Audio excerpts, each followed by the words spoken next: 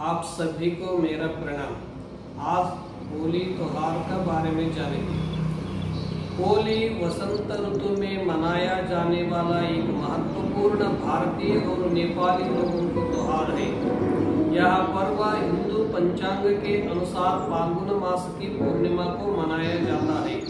होली रंगों का तथा हंसी खुशी का त्योहार है। यह भारत का एक प्रमुख और प्रसिद्ध त्योहार है जो आज विश्व भर में मनाया जाने लगा है। यह त्योहार कई अन्य देशों जिनमें अल्पसंख्यक हिंदू लोग रहते हैं वहाँ भी धूमधाम के साथ मनाया जाता है। पहले दिन को होलिका जलाई जाती है जिसे होलिका दहन भी कहते हैं।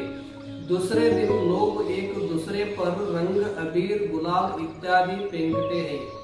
ढोल बजाकर होली के गीत गाए जाते हैं और घर घर जाकर लोगों को रंग लगाया जाता है। ऐसा माना जाता है कि होली के दिन लोग पुरानी कटुता को भूलकर गले मिलते हैं और पीर से दोस्त बन जाते हैं। एक दूसरे को रंगने और गाने बजाने का दौर दोपहर तक चलता है। इसके बाद स्नान करके विश्राम करके बाद नए कपड़े पहनकर शाम को लोग एक दूसरे के घर मिलने जाते हैं, गले मिलते हैं और मिठाइयाँ खिलाते हैं। होली के बारे में एक प्राचीन कथा है जो इस प्रकार है। माना जाता है कि प्राचीन काल में हिरण्यकशिपु नाम का एक अत्यंत बलशाली असुर था। अपने बल के अहंकार में वह स्वयं को ही ईश्वर मानने लगा था। उसने अपने राज्य में ईश्वर का नाम लेने पर ही पाबंदी लगा दी थी। हिरण्यकशिपु का पुत्र प्रहलाद ईश्वर भक्त था। प्रहलाद की ईश्वर भक्ति से क्रुद्ध होकर हिरण्यकशिपु ने उसे उनके कठोर दंड दिए, परंतु उसने ईश्वर की भक्ति का मार्ग न छोड़ा। हिरण्यकशिपु की बहन होलिका को वरदान प्राप्त था कि वह आग में भस्म नहीं हो सकती।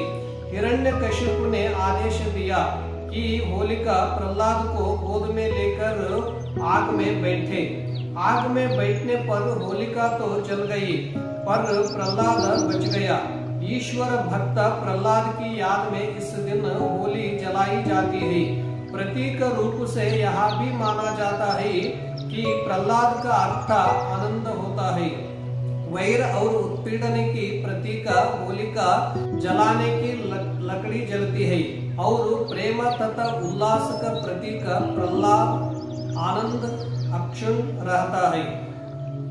कामदेव और शिव की पौराणिक और प्रामाणिक कथा। पौराणिक कथा के अनुसार प्राचीन समय की बात है कि हिमालय पुत्री पार्वती का यह इच्छा थी कि उनका विवाह केवल भगवान शिव से हो। सभी देवता भी यह चाहते थे कि देवी पार्वती का विवाह भगवान शिव से होना चाहिए, परंतु श्री भोलेनाथ सदैव गहरी समाधि में लीन रहते थे।